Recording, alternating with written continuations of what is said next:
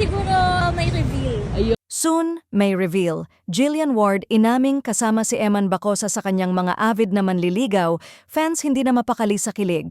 Lalong pinainit ang usap-usapan sa mundo ng showbiz matapos diretsahang sagutin ni Jillian Ward ang tanong kung kasama ba si Eman Bacosa sa kanyang mga avid na manliligaw.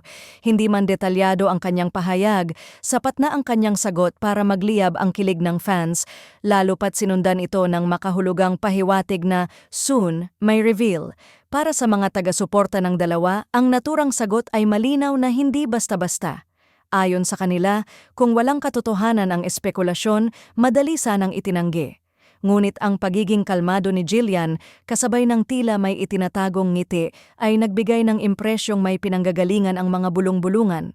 Matagal nang napapansin ng fans ang pangalan ni Eman Bacosa na paulit-ulit na naiuugnay kay Jillian mula sa timing ng mga ganap hanggang sa tahimik ngunit konsistent na presensya. Hindi man lantad, marami ang naniniwalang ang pagiging low-key ni Eman ang isa sa mga dahilan kung bakit mas nagiging intriguing ang umano'y panliligaw.